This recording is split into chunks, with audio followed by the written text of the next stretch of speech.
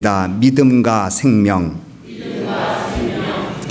우리가 예수님을 믿는 믿음으로 얻는 축복 중 하나는 믿음으로 산다는 것입니다.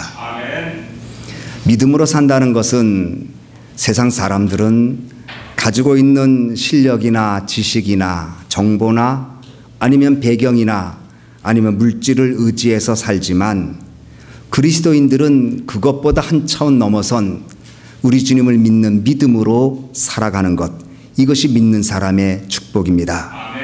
그러나 교회에 다니는 것과 예수님을 믿는 믿음으로 사는 것은 조금 분명히 다릅니다. 우리는 교회에 오면, 그래서 교회에 다니면 믿음으로 사는 줄 생각합니다. 아니면 믿음의 전통에 있으면 믿음으로 산다고 생각합니다. 그러나 교회에 다니기는 해도, 믿음의 전통이 있는 가정에 있기는 해도 믿음이 없이 사는 사람 많습니다. 그래서 예수님께서 내가 말세 때 믿는 자의 믿음을 보겠느냐고 믿음을 말씀하셨습니다. 믿음은 그리스도인의 삶의 핵심입니다. 믿음으로 사는 사람을 하나님이 기뻐하고, 믿음으로 사는 사람은 하나님이 주시는 평강이 있고, 믿음으로 사는 사람은 구원의 축복이 있습니다. 우리는 우리들이 믿음이 축복인 줄 알아야 합니다. 하나님은 착하고 성실하게 사는 사람보다 믿음 있는 사람을 기뻐하고 축복하십니다. 요한일서 5장 4절에는 그리스도인은 세상을 이기는데 세상을 이기는 것이 믿음이라고 말했습니다. 믿음을 지니고 살면 세상의 여러 가지 어려운 일들을 넘어지지 않고 쓰러지지 않고 승리할 수 있다는 것입니다. 또 믿음을 가지면 하나님 앞에 나의 모습을 알게 됩니다. 칼빈은 말했습니다. 하나님을 믿으면 자신을 볼 수 있다고 말했습니다. 그래서 믿음을 가진 사람은 인생이 무엇인지를 압니다. 생명이 무엇인지 압니다. 믿음을 가진 사람은 인생에게 향하신 하나님의 거룩한 뜻을 알게 됩니다. 그러므로 믿음을 가져야 합니다. 믿음을 소유해야 하나님의 사람으로 승리하며 살 수 있다는 것입니다. 그러나 믿음은 보여지지 않습니다. 믿음은 보여지지 않지만 믿음을 지닌 사람의 삶을 통해서 그 사람의 믿음을 볼 수 있습니다. 믿음으로 사는 사람은 자신의 삶을 통해서 믿음 있는 삶의 모습을 보여주기 때문입니다. 오늘 본문의 말씀은 들으라라고 하는 말씀으로 시작합니다. 13절 보면 들으라, 너희 중에 말하기를, 들으라고 말합니다. 명령형입니다. 반드시 들어야 된다는 것입니다. 강권적이고 명령적이고 경고적인 것입니다. 경고란 위협이 아닙니다. 위험한 일이나 곤란한 일 만나지 않도록 미리 가르쳐주는 사랑의 음성이 경고입니다. 그러므로 주님은 들으라, 우리를 향해서 강권적으로 들으라고 말씀합니다. 우리가 들으면, 주의 말씀을 들으면 믿음이 생깁니다. 믿음은 들음에서 나며 들음은 그리스도의 말씀에서 난다고 말씀했습니다. 성령이 교회들에게 하시는 말씀을 들으라고 말씀했습니다. 그러므로 오늘 우리가 하나님 말씀을 잘 들으면 그 듣는 말씀을 통해서 나와 하나님 사이가 회복되고 하나님의 거룩한 뜻을 알게 되고 믿음이 우리에게 부어지게 되는 것입니다. 들으라, 무엇을 듣는가? 오늘 본문에 어떤 사람이 이렇게 말합니다. 오늘이나 내일이나 어떤 도시에 가자. 그래서 거기서 1년 동안 지나면서 장사해서 좀 돈을 벌자, 이렇게 어떤 사람이 생각했습니다. 그런데 그 다음에 말씀하시기를, 내일 일을 너희가 알지 못하는구나. 너의 생명이 무엇이냐? 잠깐 보이다 없어지는 안개니라. 사람들은 계획합니다. 오늘이나 내일이나 어떤 도시에 우리가 가서 준비 잘해서 장사하자, 그리고 돈을 많이 벌어서 돌아오자, 이렇게 생각하는 사람에게 주님 말씀하시기를, 너 내일 일을 모르고 있어. 너의 생명이 무엇이야? 잠깐 보이다 사라지는 안개 같아. 예수님께서는 인생이 무엇인지, 생명이 무엇인지 들으라고 말씀하십니다. 사람들은 계획을 세우고 준비하고 목적을 갖습니다. 비전을 갖습니다. 그러나 그보다 더 중요한 것이 있습니다. 생명이 무엇인지 알라고 말씀하십니다. 여러분, 인생이 무엇입니까? 생명은 도대체 무엇입니까? 도대체 나는 누구입니까? 철학자 쇼펜하우어가 하루는 공원 벤치에 앉아서 심각하게 고민하고 있었습니다. 그의 고민은 다른 것이 아니라 인생이 무엇인가였습니다. 나는 어디서부터 왔나? 어디로 가나? 곰곰이 생각합니다. 사고에 사고, 생각에 유출하면서 내가 어디서 왔는지를 생각을 합니다. 해가 지는 일도 모르고 생각에 사로잡혔습니다. 공원을 관리하는 사람이 와서 쇼펜하우어 생각하고 있는 사람에게 당신 누구요? 물어봤습니다. 이때 쇼펜하우어가 말하기를 나도 내가 누군지 몰라서 지금까지 생각하고 있습니다. 이렇게 대답했습니다. 우리나라 가사 중에 내가 나를 모르는데 내가 나를 알겠느냐. 여러분, 남편이 아내 모른다고 말하지 마세요. 남편도 남편을 몰라. 아내가 남편이 아내를 몰아준다고 탓하지 마세요. 남편도 자기가 뭔 죽은지 몰라. 내가 나를 모르는데 내가 나를 알겠느냐. 참 철학적인 가사예요. 독일의 실존주의 철학자 하이데거는 말하기를 인생이 뭐냐? 던져진 존재다. 아무도 걷어보지 않고 던져졌어요.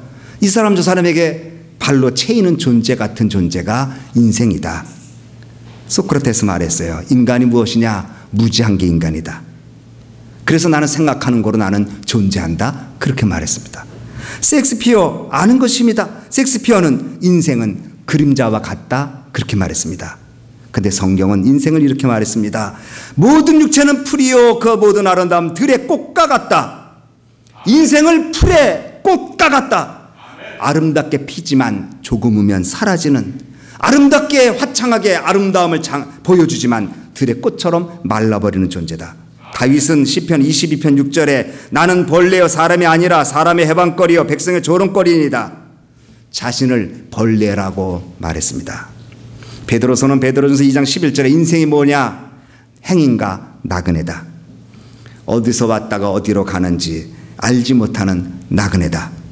정처 없이 돌아다니다가 사라지는 존재이구나. 오늘 본문 14절 말씀에 내일을 너희가 알지 못해. 너의 생명이 무엇이냐? 너희는 잠깐 보이다가 없어지는 안개니라. 우리 생명 무엇인지 아십니까? 우리 인생 무엇인지 아십니까? 안개입니다. 안개는 보이기는 보입니다. 그런다 잠깐 보입니다.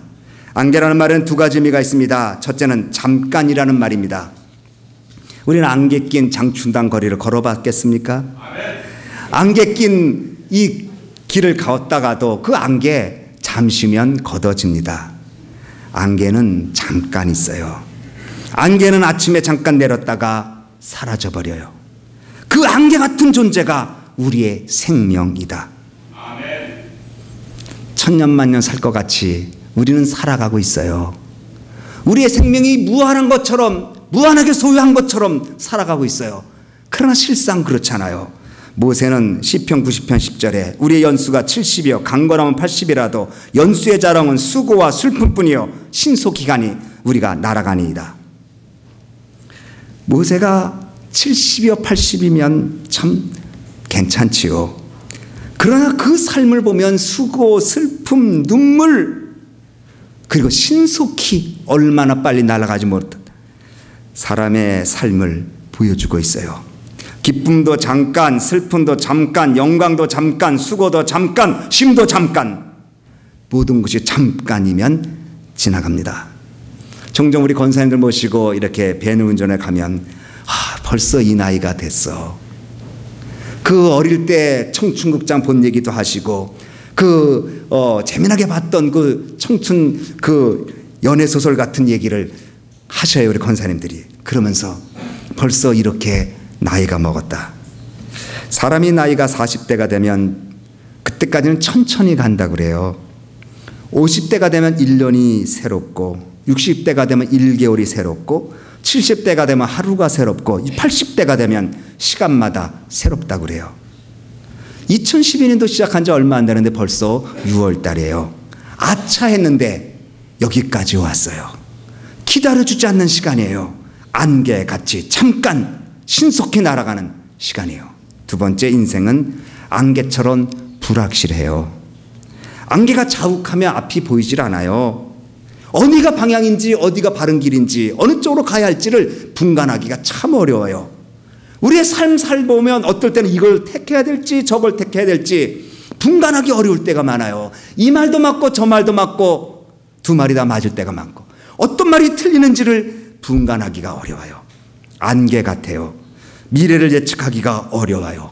미래학자들은 나름대로 미래를 분석하고 판단하지만 그렇게 되지 않는 경우가 많아요. 하버드 대학 한 교수는 이 시대를 가리켜 불확실성의 시대라고 말했어요. 본문 14절에 내일 일을 너희가 알지 못하는도다. 알지 못한다고 그랬어요. 잠언 27장 1절에 너는 내일을 자랑하지 말라. 하루 동안에 무슨 일이 일어날지 알 수 없으니라. 사람이 불안한 이유는 미래를 모르기 때문에 불안해요. 우리 인생의 미래가 불확실하기 때문에 나도 모르게 내 내재된 불안과 두려움을 극복할 수가 없어요. 이런 인생이 우리의 모습이요, 우리의 실존이에요. 그런데 세상 사람들은 말하기를 오늘이나 내일이나 우리가 아무 도시에 가서 거기서 1년을 유하면서 장사하고 돈을 벌자.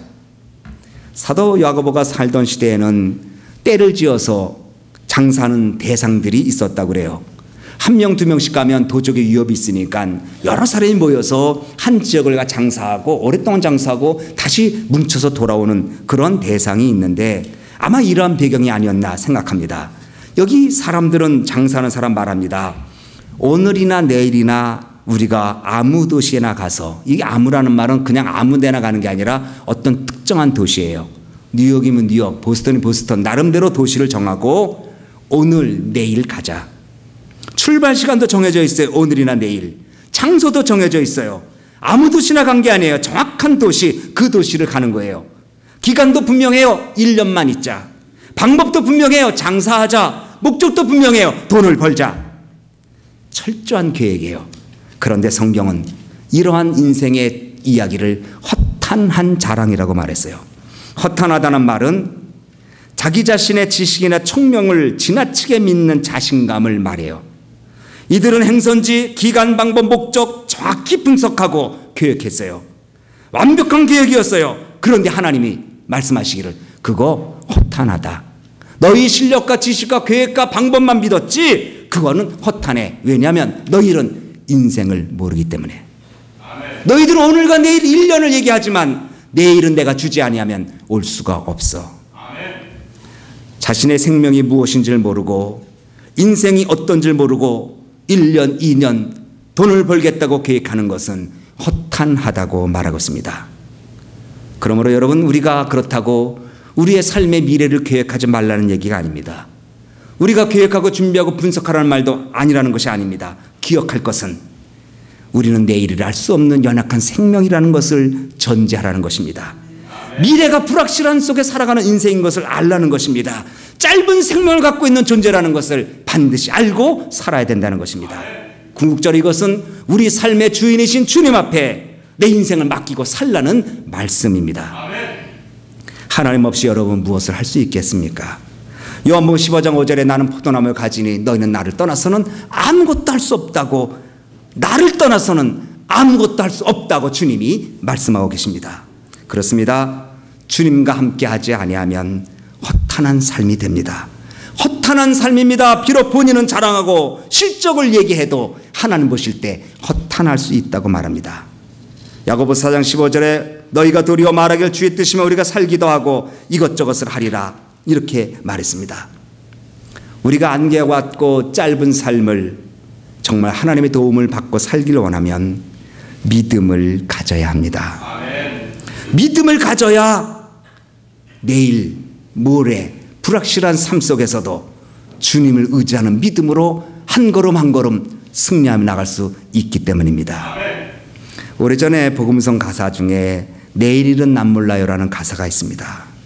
내일일은 남 몰라요. 하루하루 살아요. 불행이나 요양함도 내 뜻대로 못해요. 험한 이 길 가고 가도 끝은 없고 고네요. 주님 예수 팔레미사 내 손 잡아 주소서. 아멘. 내일일은 남 몰라요. 장래일도 몰라요. 아버지여 날 붙드사 평탄한 길 주옵소서. 아멘. 평탄한 길을 내가 만드는 게 아니에요. 형통한 길을 내가 얻어지는 게 아니에요. 하나님이 주셔야 얻어지는 것이에요. 그러므로 하나님이 주시는 은혜와 믿음으로 하나님이 주시는 은혜 가운데 살 수 있는 길은 주님을 믿는 믿음을 가져야 합니다. 주님을 믿으면 그 믿음을 가지고 오늘 본문 말씀 보면 선을 행하라고 말해. 주의 뜻이 이것이니 선을 행하라. 선을 행한다는 것은 세 가지입니다. 첫째는 사랑하며 사는 겁니다.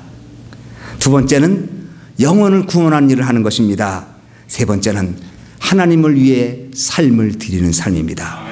그러니까 세상 사람은 1년 기간을 정하고 자기가 장사해서 자기가 이득을 얻겠다고 살아가는 것은 허탄한 삶이라고 말하고, 하나님의 거룩한 뜻을 찾기 위해 믿음을 가지고 사랑하고 영혼을 구원하고 하나님을 위한 삶을 살아가는 삶은 하나님 보실 때 인정할 만한 삶이라고 말씀하시는 것입니다. 그러므로 우리는 사랑하며 살아야 합니다. 예수 그리스도 그분을 의지하면서 살아야 합니다. 예수 그리스도 그분을 가까이 하면서 살아야 합니다. 예수 그리스도 그분이 우리의 소망이 되시기 때문입니다. 톨스토이가 유명한 인생론에서 이렇게 말했습니다. 인생에서 가장 중요한 것이 세 가지가 있다. 첫째는 가장 중요한 시간은 지금이다. 과거는 지내갔고 미래는 아직 오지 않았다. 그러므로 지금 이 순간 내가 어떻게 살아야 할지를 결단하고 사는 것이 가장 중요한 시간이다. 두 번째, 가장 중요한 사람은 바로 내 앞에 옆에 있는 사람이다. 이미 만났던 사람도 소중하고 앞으로 만날 사람이 중요하지만 지금 내 곁에 있는 사람이 내게는 제일 중요한 사람이다. 여러분 타이타닉 아시죠? 그 영화 많이 보셨겠지요. 타이타닉 영화에 보면 아이들은 타이타닉 하면 뭐가 기억나냐 그러면 배 앞에서 이렇게 팔 벌리고 있는 것만 기억해요.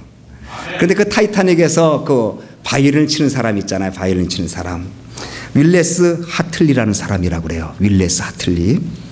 이 사람이 영국의 옥스퍼드 대학 출판부에서 발견된 영국인 인명사전에